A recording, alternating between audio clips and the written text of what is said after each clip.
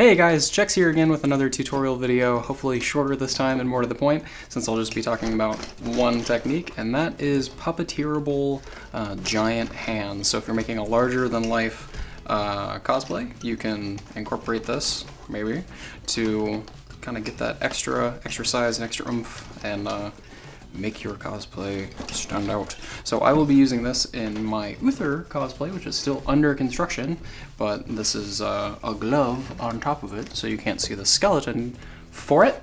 That's why I will be walking through what you actually need to make a finger and stuff yourself. So it's pretty straightforward, so let's dive right in.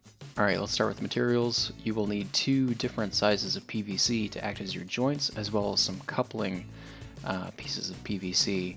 Just plan out what you want the shape of your hand to be and then pick up all the pieces at once. You'll also need some baling wire to connect your joints together and some high tension fishing line so you can pull your fingers back. Elastic will snap your fingers back into place once they're all assembled. Now let's look at tools needed. You'll need a drill to actually make the joint holes needed. Make sure you have the appropriate drill size for your baling wire. A PVC cutter will work wonders on this, so you can work really quickly making your little joints. A Dremel, a belt sander, also when you're getting your corners cleaned up, will be super helpful as well.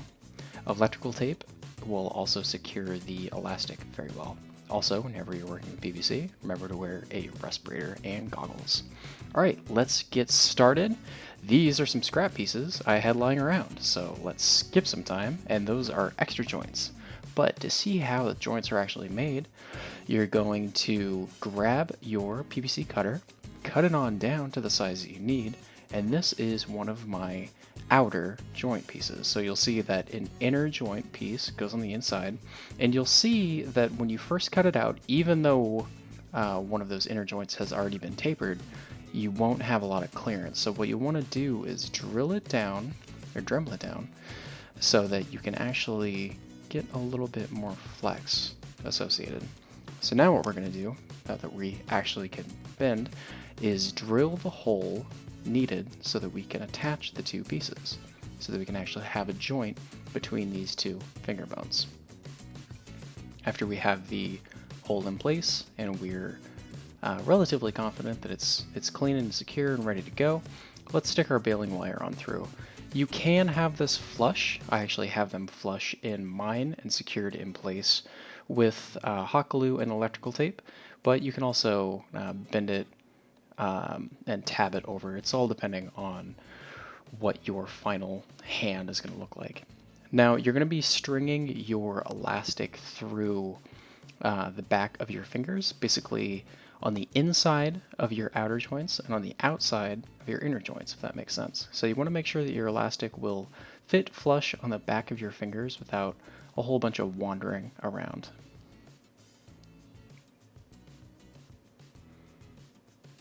And you'll want to drill another hole on the inside of what would be the fingertip. And the reason for that is we will attach our fishing line to that on the inside and tie it down. And that will be so that we can pull the finger down and actually compress the finger. So if you think about how the mechanism works, the fishing line is like the inner tendon pulling down on the finger, and the elastic on the outside snaps it back in place. And you can also use some hot glue to help secure that fishing line after you've tied the hole in place. That plus the electrical wire that you will wrap around at the end of this process will keep that secure and safe. Now let's route our elastic through the back of that outer finger joint, flip it up on the outside, and let's put our electrical tape around it. This is what all of your fingertips will look like, so the same process just gets repeated for however many fingers that you need, and then that is what the main bulk of the process looks like. So you can take however many joints that you need. I'm doing essentially what a thumb would be right now, just to simplify the process a little bit. And I took the back of a finger, did the same thing we did earlier, drilled a hole, and routed my elastic through.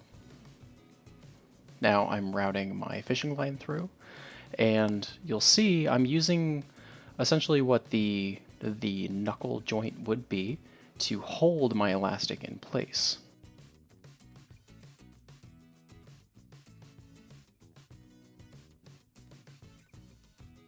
Now you'll see I wasn't satisfied with the strength the elastic was pulling my finger back into place with.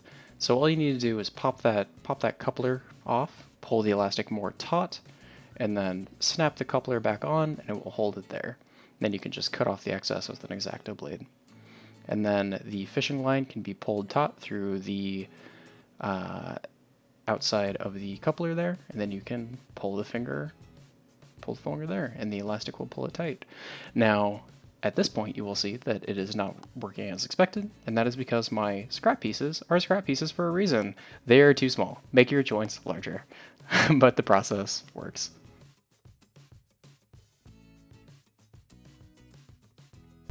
Alright everybody, like I mentioned, the materials needed are pretty affordable, the techniques aren't that crazy, so it's a pretty easy thing to add into your cosplay if you are doing something big, to just get that extra cool factor. So if you do use this technique, definitely let me know. I want to see it. If there's anything you want to see in the future that I can make a video on, let me know. As always, thank you for dropping by, and I will see you next time.